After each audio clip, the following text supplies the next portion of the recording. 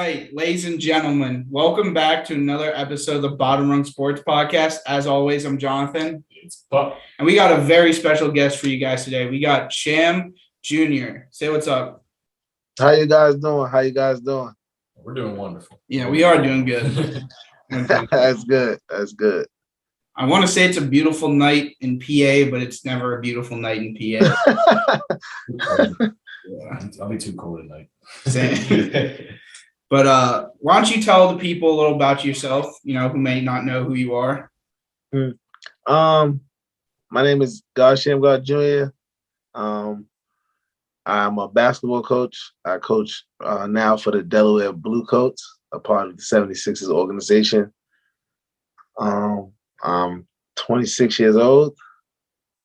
I have a daughter who's 7 months.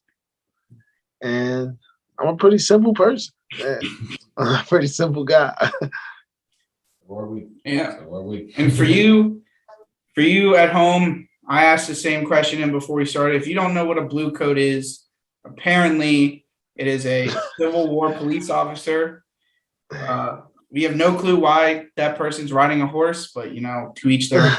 I feel like all the G League names are kind of weird. Yeah, they are. They definitely are. Yeah. So, you grew up basketball oriented because of your father. Mm-hmm. What was that like your main passion for playing, to kind of follow in his footsteps, or were there any other kind of motivations? No, and when I started playing basketball, it wasn't even so much to follow in my dad's footsteps. It was just more about living in New York City. There's a ton of playgrounds, mm-hmm.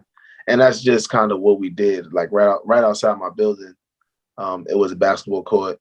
Ever since I can remember, we would just do anything to try to play basketball. Growing up, you see, you go to different tournaments and stuff in New York, and you see like the playground legends and stuff like that. And my dad was one of those people, but those are the kind of people that you kind of idolize, not even so much of the NBA players. You just idolize the dude that when you go to the park and everybody's playing, like that's the guy that everybody follows out of the park and stuff like that. So that was more of my reason for playing. And then it was just a natural joy for the game of basketball. It was something that kept me and my friends out of trouble, something that, we just had fun with. Whatever it was, dribbling the basketball, going to the park, playing one-on-ones, just anything that had to do with it, it was just fun.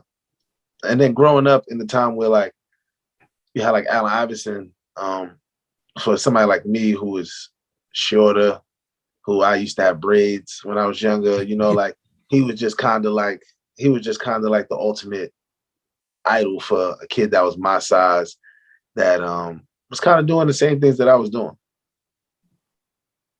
No, yeah, for sure. Like a lot of OG parks in New York. Rucker. Yeah, definitely. Yeah. Definitely. No, I think that's very important for people who want to pick up this game is make sure you love it, Yeah. That's how you keep growing and growing as a player if you have the love for the game. Indeed. Yeah. Yeah. For sure. Yeah. So getting in now to your coaching, what drew you into being a coach? Were you recommended by somebody, or was that something that would just hit you one of those days you were like, I want to be a coach, and you just had an opportunity waiting for you? My dad, while I was in college playing, that's when my dad kind of transitioned into coaching. And then throughout college I had a mentor. He was the assistant coach for me. His name was Joe Mazzulla. He used to play at University of West Virginia and stuff like that. He was a really big influence on me in my college career, helping me out from a basketball standpoint, but just more from a growing as a human being standpoint. And just to see the impact that he had on me was really big for me. That was one of the main reasons why I started coaching, was because I feel like when you get to college and you're playing basketball in college, it's a totally different experience, especially for somebody like myself who I was leaving New York City to go to West Virginia. Mm-hmm. It was a big difference. It was a big, just an environment shock, just a different culture shock. And he helped me through that process a lot, just growing and becoming a man. And then my senior year of college, he wound up leaving to get a G League job with the Celtics. And me and my head coach didn't have like the best relationship. And then that year is kind of when I really figured out that I could kind of be a coach. I would kind of help run lifting and conditioning, and I would work out my teammates and stuff like that. And once I saw that I kind of had a passion for it, then I started thinking more along the lines of, okay, what do you want to do with your life? Like basketball stops at some point. Whether I play overseas and I play 5 years, 10 years, whatever it is, it stops at some point. And what are you going to do after that? And the answer was always coaching. So once I finished playing in college, I kind of just had to make a decision on if I wanted to go overseas and try to play basketball for a couple more years. And then when I come back, I would have to start from the ground level, but I would be older. Or did I just want to get right into coaching at a younger age? So then I could just progress faster, and I could kind of, do a lot of things while I'm young, and it wouldn't hurt me so much financially and stuff like that while I was young, rather than going somewhere playing, coming back when I'm the age that I am now, or coming back when I'm 30 or something like that, and then trying to jump back into a career where financially it might not be the best thing for me at that age. I love that answer. That's a really good answer. That's why I jumped in at such a young age. I was 18 when I first started doing it at the middle school, and now I'm at a high school. Yeah. And I did play like a very small JUCO, but it wasn't for me. So yeah, I got an opportunity right at my alma mater, and I ran with it, and I just love doing it ever since then. So I relate to that answer a lot. Yeah, and I think that it's the I got to tell everybody, like, if you want to coach, if you want to start off coaching, you can't really be in it for the money and stuff like that. And that's why I do feel like it is better to start off younger, because at the end of the day, the older that you get, the more financial responsibilities that you have. So it might be a thing where like you really want to coach, but you're older and you literally can't take the positions that are given, for you to start off. So if you could do it while you're younger, and if you can kind of make your mind up that that's the career that you want to be into, if you stick with it and you just try to learn as much as you can, then good things will happen. Respect. Yeah, definitely. So not to like jump back and forth between topics, but we kind of skipped over this question, but why did you choose Fairmont State? Was it like, you just took what you got, or what did you have other options in this school just kind of stood out to you more than the others? No, so when I was going through the process, I had a couple Division I offers, and I had some people tell me like, oh, wait, you know what I mean? Like, you're gonna get better offers. And then those offers wound up not being on the table anymore. Somebody else took the offer. So then once Fairmont State came around, I had like a couple other offers, but the schools weren't good. So the schools were like, one of the schools had been like, they had won like 6 games in like 3 years. Jeez. The other school had won like 10 games in 4 years, something like that. And Fairmont, when I looked at their like schedule, the first year, it was the coach's first year. So the year before I got there, it was my head coach's first year being there. And they went from being 9, it was like 9-23, to their record was 23-9 his first year. Okay. So so it kind of just told me that, like, whatever his plan was and whatever he had going on, like, it worked. You know what I mean? And once I saw that, and then once I went to the campus and I saw that it was like, it was just a nice campus. Like, it was small. It was small enough to where I feel like I wouldn't get lost in the shuffle of everything. But it was also nice enough to where I feel like, okay, I'm out of New York City. I get to see something different. was a slower pace, which is kind of what I like. Mm. Living in New York City, you can get caught up with just moving so fast and stuff like that. And West Virginia was kind of good for me mentally because it allowed me to slow down. You know what I mean? And kind of really just get to see different stuff. So it was a mix between like it was what I had, and it was just a mix between like when I got to the campus and I talked to everybody and stuff like that. I just felt like it was like at home. You know what I mean? So something that we preach here, that I literally preach every episode when I talk to people who play, college basketball, who I played, like any college sport, is like, what do you have to say to the people who are like, D2 is not good enough for me, D3 is not good enough for me. I only want D1. What do you have to say to those people? Or like just rising seniors going into college in general, like going through the process. Yeah, I would say there's only 60 people who get drafted to the NBA. There's 60 people who get drafted to the NBA.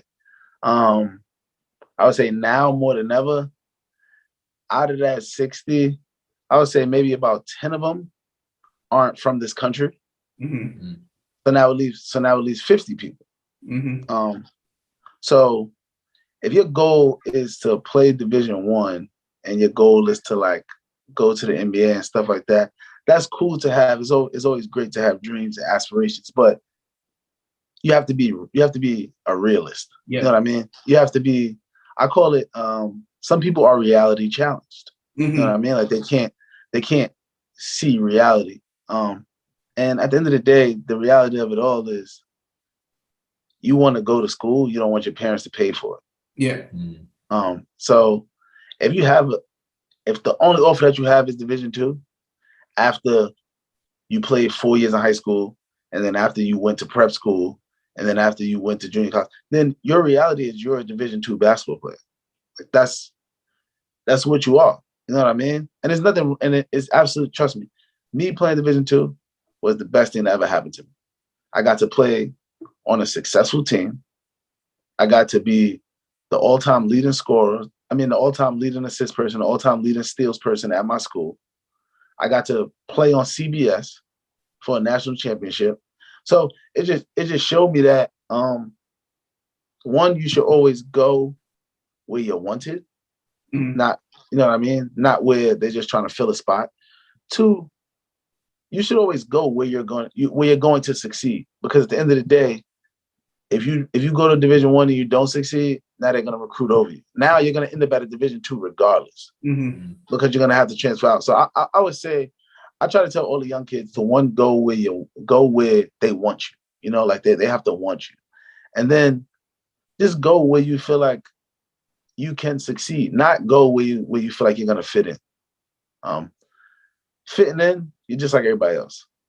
If you go somewhere where you feel like you can really make a difference, you can really make an impact, now you have a chance to put yourself in your school's Hall of Fame. Mm-hmm. You have a chance to make an impact on people just by playing basketball. So I would say like that's the biggest thing that I could tell somebody. If somebody offered me to go to the University of North Carolina, or I could go to Fairmont and have the career that I had, you would choose Fairmont. I would go to Fairmont and have the career that I had, because at the end of the day, I have a chance to be a Hall of Famer at Fairmont. And now my name is in the record books forever, rather than I go to North Carolina and now I'm sitting on the bench for 2 years. And then after that, now I'm upset and I want to transfer. And then I'm only playing at this other place for 2 years. I got to meet new people. I got to get acclimated to this. You know what I mean? Rather than I went to Fairmont. I went there for 4 years. I met some of the greatest people. And I built relationships. I made the most out of my college experience playing basketball. And that's all I can really ask for. Mm-hmm. Assists and clamps too. You go. Man, you go before I go. I'm about to go off. You go before I go. I'm just saying, assists and clamps. This man, I like players like that. Mm-hmm. Assists and clamps. That's what I wish I had defense. I don't got no defense. No, listen. Anyone who watched this dude said it the best way it could have been said. in the best way it could have been said. And you guys might be thinking, oh, who the hell are you to tell me, where I should go to college because, you're out of shape. You didn't even play that seriously in high school. I have to say, excuse my language, fuck you. That's what I have to say because I am literally tired of hearing, oh, I didn't get D1, so I'm not going to play. Hey, I like that. I'm tired of hearing that. This dude said it best. He literally said it best. I like that. Like, no, they got to understand, you know what I mean? It's like, at the end of the day, like I said, at the end of the day, everybody's going to make their own decisions. You know what I mean? Everybody's going to make their own decisions to do what they want to do and what makes sense to them. Mm-hmm. But to be honest, some people are just going to get their feelings hurt because a lot of these, especially at the Division I level, like you're going to get there. And as soon as you don't succeed right away, as soon as you're not ready to go, no coach wants to get fired. Mm-hmm. If you don't produce, a coach will get fired.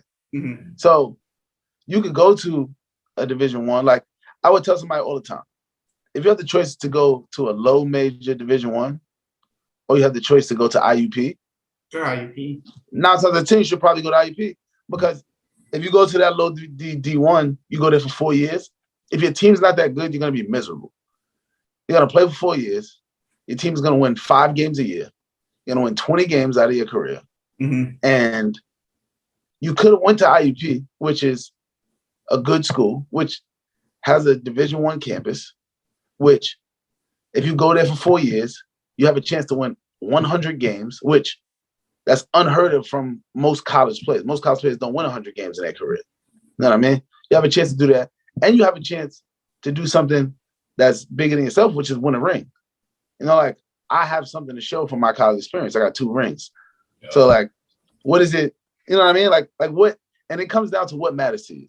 Does it matter to you to go home and tell everybody, oh, I played Division I and it's just cool because I got the D1 name behind me for a couple of years? Or is it cool to go home and say, hey, listen, I play for a top 10 team in the country. Yeah. Mm-hmm. We won the championship. You get to walk around with a nice ring. You know what I mean? And that's what it ultimately really comes down to. Some people just want to look good in other people's eyes. And some people are fine with being who they are and succeeding and, growing in the person that they are. Mm-hmm. You were getting whether you play Division I, 2, 3, junior college, whatever you play, there are, I would probably say, if there are 1 million high school basketball players, there's only probably 600 of them that play college basketball. Mm-hmm. You know what I mean? So it's like, you won already. You know what I mean? You won by somebody wanting you to play college basketball. Everybody doesn't get that opportunity. And if you could be fine with that, then you'd probably be a lot happier. Yeah. Rather than stressing yourself out about whether you're going to get a Division I offer or not. Mm-hmm. That's perfectly said. I gotta calm you down a little bit though. I don't. He sums it he good. Trust me, perfectly. Trust me, he good. I like that. I gotta edit out the F word. No, you don't. No, you don't. Leave that in. I edit it out. Yeah, it's real. It's a real raw. conversation. It's real. I mean, that's how I feel. I know. Well, there might be kids watching. I don't know if their parents. If their kids are watching, then they'll know. Choose a school that wants you, not there's kids watching, and they gotta understand. They gotta understand. God, this man, he just says it perfectly. Like, why? Oh, you know what? Moving on. I could talk about this for hours. We're moving on. So, talking about championships, what did it mean to you winning back to back? So I wasn't there for the first one. Oh, you weren't there for the first one. My bad. No, so I won when I was a senior in college. When I was a senior in college, we went to the national championship. I actually played against IUP when I was a senior. So we went to the national championship. So we got a ring for that. And then winning with IUP was and it's weird because when we won the championship with IUP, it was a way different feeling. It was a feeling of like it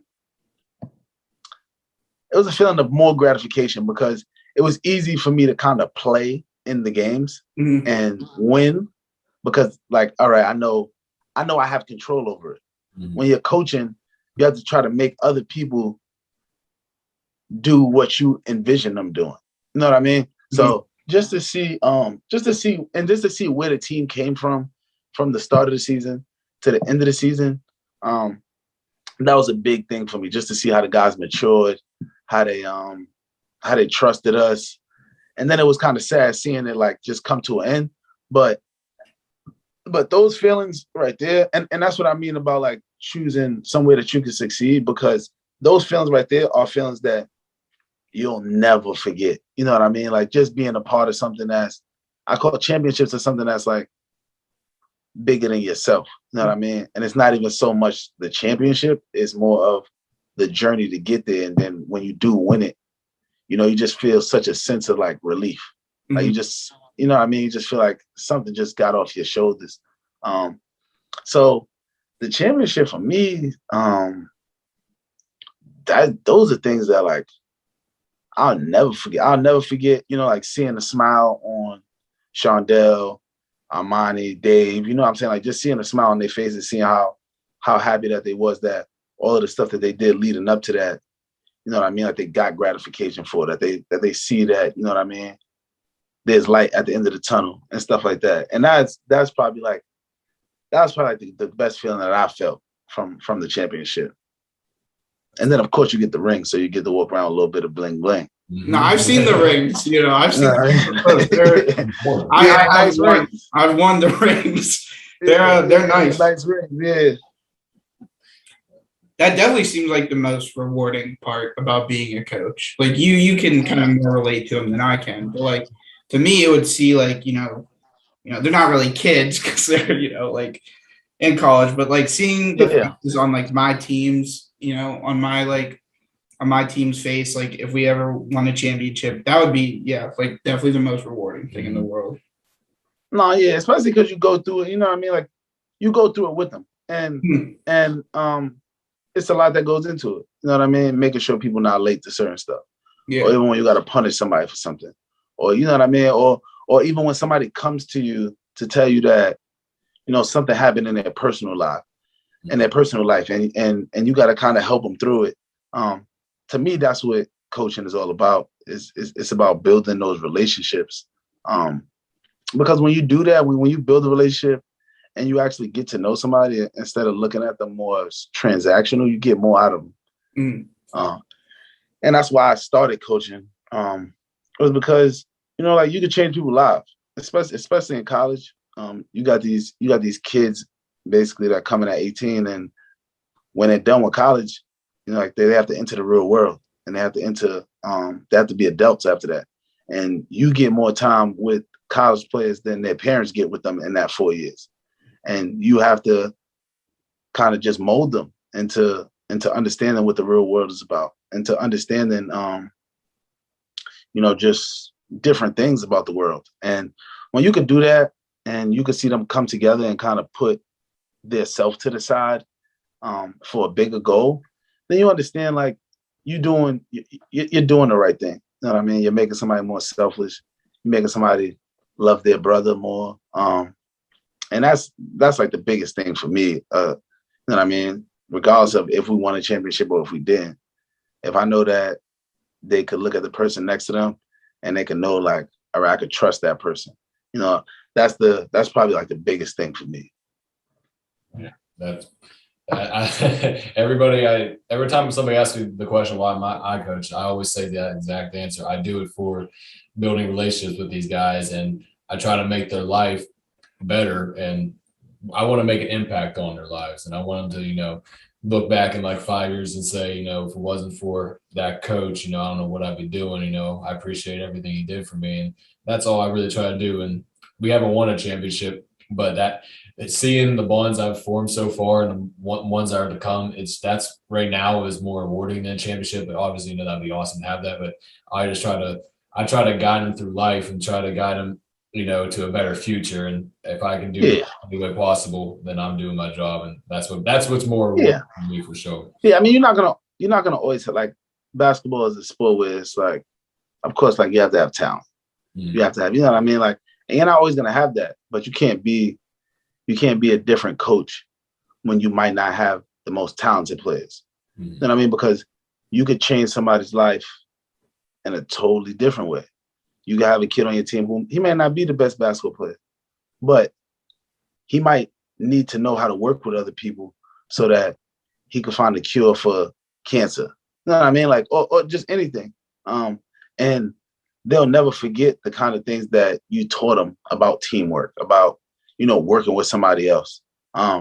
So coaching to me is like teaching. It's like all that stuff where the championships and all that stuff is great, but there are also a lot of things that go into that you can't control. You can't control injuries. You can't control, you know what I mean? You can't control that type of stuff. So when you don't win, that don't mean that you failed. It just means that it wasn't your time to win. You know what I mean? And at some point, it will be your time to win. And when it is your time, it's just all about how you handle that, how you go about winning. You gotta write that down. I was looking forward to this because I've been wanting to talk to like another coach on the podcast. Yeah. Just share feelings and, get some advice. And that was just going to lead to my next question. For guys like me that are younger, just starting out, what's some advice that you can give them, whether it just be even like grade school or middle school? What would be the best advice you can give them about how to be a great coach or how to be a great leader to a team? What's the best thing you give them? The first thing I'll say is like invest in people. So more than worrying about of course you have to know X's and O's. Of course you got to kind of be a basketball junkie, but just invest in people. People are the most important thing. Everybody has bad days, everybody has good days. When you can kind of genuinely invest in somebody, you can genuinely show somebody that you care about them, they'll do anything for you. You know what I mean? And that was always my number one thing was I played in college. The guy who mentored me, who basically got me through college, was a guy who he didn't see me as my dad's son. He didn't see me as the person who was going to break the records at the school. He just saw me as a kid that he could help. And that's what he decided to do for me. So for me to pass that forward to somebody else is what I felt like I had to do. That would be the first thing. The second thing I would say is don't quit. Like you're gonna go through stuff and it ain't always gonna be perfect. You're gonna have days where a player might get you upset or something like that, or you might not just really not be feeling it that day. If you feel like this is your passion, if you feel like this is your dream and you feel like this is like really what you want to do, don't quit, because when you're about to quit is when your big break is going to come. And if you quit, you'll never see it. If you just grind and you work a little bit harder and you just keep on trying to learn as much as you can learn, then you'll get it. And the last thing I'll say is we're in a sport and we're in a job that your ego can take over easily. It's easy for you to try to control everything. It's easy for you to try to do that. I would say just always remember that you're a teacher, but the best way to teach is you have to learn. And the only way that you can learn is if you put your ego aside and you don't really feel like you know everything and you don't feel like you're too good to grow. You know what I mean? So I would say take in everything.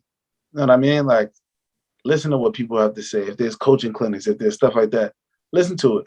And you don't have to do everything that they're doing. You have to be able to see it. You have to be able to analyze it, know how you can articulate it to your players. And then you have to add your personality into it. And if you can do that, you'll be successful, because your players have to know that it's authentically you. They have to know that you're working just as hard as them. And that doesn't come from like running sprints or doing stuff like that or shooting a bunch of jump shots. It comes from watching basketball, watching games. If there's coaching clinics, going to coaching clinics. Just trying to learn and take in everything that you can. Because the more that you know, the more you'll be able to do, the more that you'll be able to teach them, and they'll respect you way more for it. So those are probably like the three things that I would say. Invest in people, don't quit, and always be a learner. Like a this the whole time. That's pretty good advice. I'm always willing to learn more and more every time, like anything I can. I'll hear it a million times. I don't care. I like knowing more and something that I can do to make everybody else better around me. Yeah. And watch and watch basketball. Like a lot of people don't know, but like if I'm somewhere, if there's no basketball on, if there's like a middle school girls game, I'll go watch it just cause. You know what I mean? Because and then they're like, you really don't know what you can learn from people that are less talented, something like that. Because now, if somebody is less talented, they have to use more fundamentals. So you might see something fundamentally that it's like, oh, I never even thought about teaching this. Mm-hmm. So let me teach this. You know what I mean? Rather than everybody just watch the NBA, just watch the NBA. But of course, if you don't have the NBA athletes and you don't have the NBA players, you can't use that stuff with your players. Mm-hmm. So it's more about trying to figure out stuff that you could use for the level that you're at. So it's like I would tell anybody, if you coach middle school or you coach high school, the best thing that you could probably do is try to go to like an IUP practice. Coach Lombardi is super duper good at teaching fundamentals. And it's a lot of stuff that me personally, I never thought about teaching because I just expected that college basketball players knew some of the stuff. Mm-hmm. And you don't know that most of them, like in high school or whatever, their coaches really never taught them it. So just something simple as like pivoting or something as like a escape dribble where you dribble back. You know, Coach Lombardi teaches those guys that. And when you get put in tough situations or a team is trapping or something like that, that might be the difference between a win or a loss. It's just you pivoting around the trap and making a pass out. You know what I mean? So that's why I just try to watch all forms of basketball. Because you learn different things. You see things differently when you watch different basketball. That's great advice. But there's really nothing else to be said about that. But it's just all in my head right now. I'm not going to forget that. That's for sure. So how did you end up, getting offered the job for the 76ers G League team, the Delaware Bluecoats? So it goes back to like investing in people. So of course the guy that helped me out while I was in college, after he went to the G League, he came back to Fairmont. He gave me my first job. He was the head coach. And then he left after 2 years and he got an offer to be assistant coach for the Boston Celtics.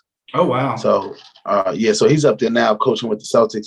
And this summer, he was the head coach of the Celtics Summer League team. So he invited me to work with them to be like a guest coach for the Summer League. So I went down there. It was me and another guy that was guest coach with them. And me and the other guy would just kind of hang out, go to games together, do whatever together. And he invited me to a dinner. At this dinner, it was me, him, one other guy, and Kobe Carl, who is the Delaware's head coach now. He wasn't the head coach then. And we were just talking for 2 hours. We had dinner. We were just talking about basketball, talking about what we liked, how our careers went, different stuff like that. And I wasn't really thinking anything about it. Then fast forward, he winds up getting the job for the Delaware Bluecoats. And just off of that conversation, he reached out to somebody about wanting to interview me. And then from there, I had 2 offers. I had an offer to the Boston Celtics G League team.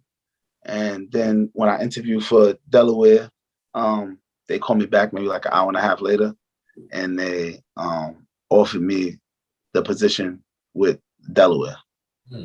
So it was just more off of and that's what I mean. Like you never know like who you're gonna meet. You never know who you're gonna talk to or anything like that. But just from a 2-hour dinner, he saw something in me that was like, okay, let's interview this guy. Let's see if we should give him a chance. Mhm. And that's kind of how it happened. Well, congratulations, first and foremost, definitely. You Yes, deserve sir. it. Thank you. I appreciate that. I appreciate it. But it also came from a time where a lot of people don't know, but it came from a time where I was in that position where it was like, okay, if I'm at IEP for another year and I don't get anything, then I might just quit, go back home, and try to get like a high school job or something like that. But I've spoken to my grandmother, and she was telling me, like, like if this is your dream, then you can't quit. You just gotta pray. You just gotta do what you know that you can do, and somebody will see it in you. And then I wound up getting, like the break that I was looking for because I didn't quit. It all just revolves right back around. Yeah. Always. Yeah. Every guest we talk to, it all comes down to never giving up and not quitting and continue putting the hard work. And if that's just not like proof in the pudding, like, that's just what we're about here. We've both been underdogs kind of our whole life, been overlooked, and like we're just keep going at it. And that's why I love talking. No, it's going to happen. If you got the right intentions and you and like I said, your stuff. So like for you guys, like y'all do interviews, y'all do podcasts and stuff like that. The biggest thing for y'all would just be watching other interviews, watching other podcasts. See, you know what I mean? Like just to see kind of what's successful, and then you kind of just make it, and then you just take it and you make it your own. Mm-hmm. Nobody in the world, from coaching, from anything, nobody in the world didn't take something. Mm-hmm. If you watch basketball, if you look at coaches, they all steal from each other. Mm-hmm. It's just about making it you. Yeah. It's just about making it your personality. Somebody can tell when you just took something and you just did the exact same thing. Mm-hmm. When you take something, you have to put it in your own words. You have to make it you. And by you making it you, that's how it becomes authentic. You know what I mean? So it's always about never quitting. You just gotta believe in what you're selling. To be honest, you gotta believe in what you have and the work that you put in. And then at the end of the day, if you don't reach ultimate success, then you have to just be happy with the work that you put in. You can't regret it. You have to be happy with that and be happy with the success that you did have, because obviously the people who watch you guys, the people who tune in, they enjoy seeing what you guys do. So at the end of the day, you're impacting somebody's life in some way. Mm-hmm. Yeah. My mentality is always keep the faith, and if it's in the will, it's going to happen. If not, be happy, like you said, with what you did, and where that all stems from, is because what you guys do. I mean, what you guys are doing right now is already, like it's already a win. I mean, like it's already an amazing thing for you guys to even do this. There's some people who think about doing podcasts, who think about doing interviews, and they never get off the ground.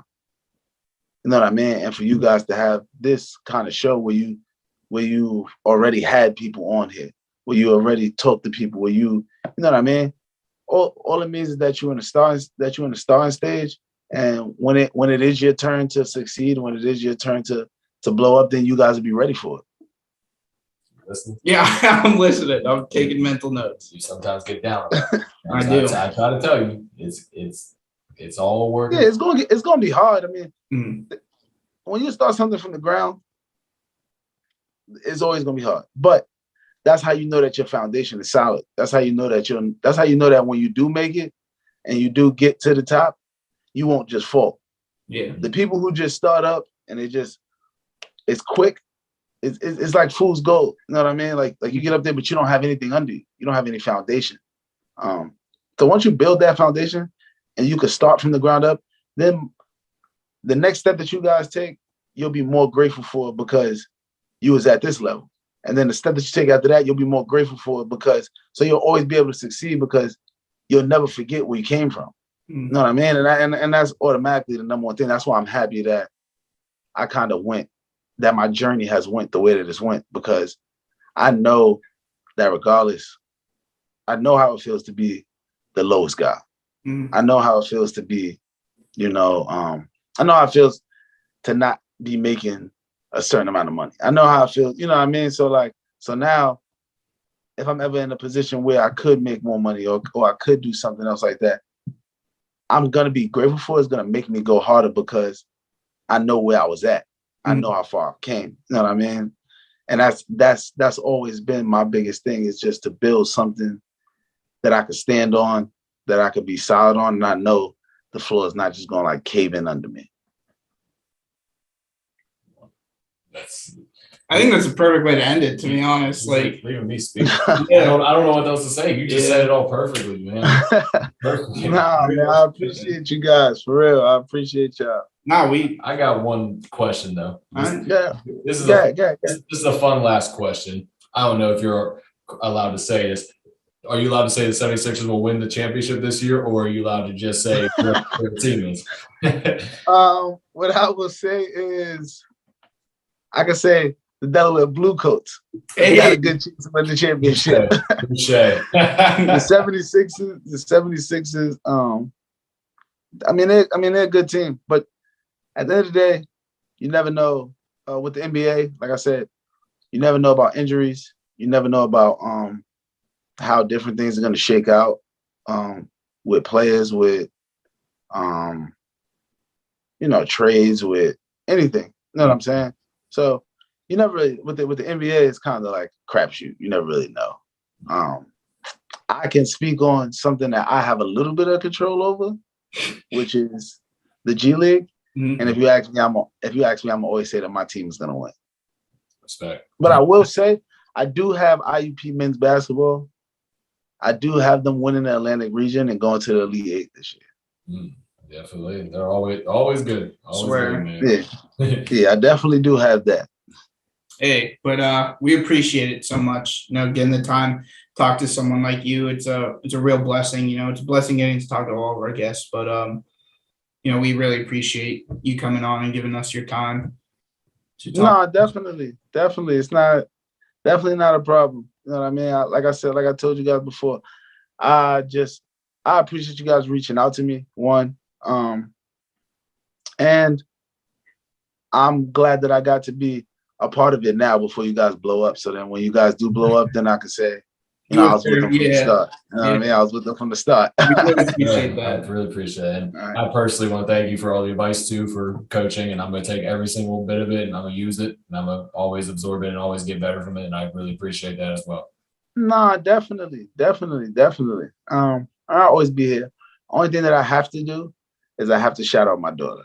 Go for it. Because I would be remiss if I did not shout out my daughter. So, Skylar, Daddy love you. All right. I love that. Love that. And if you're watching this, 10 years down the road, just know we shouted you out as well. Oh yeah, definitely. Yeah. Well, this and when I get my next NBA job, reach out to me. We do it again. Hey, we love to hear. Right. Hey, man, we're excited for you this year. I mean, man, I'm going to be watching for sure. He's speaking into existence, and now it's got to come true. Yes, sir. Yeah, definitely. So that's what I'm saying. We both going to see each other at the top. Yes, sir. Yes, sir. All love. Hey, well, this is another episode of the Bottom Rung Sports. As always, Jonathan. Pop here. Thank you again. Good luck this year, man. Thank you, man. See you guys. Have a good one. You too.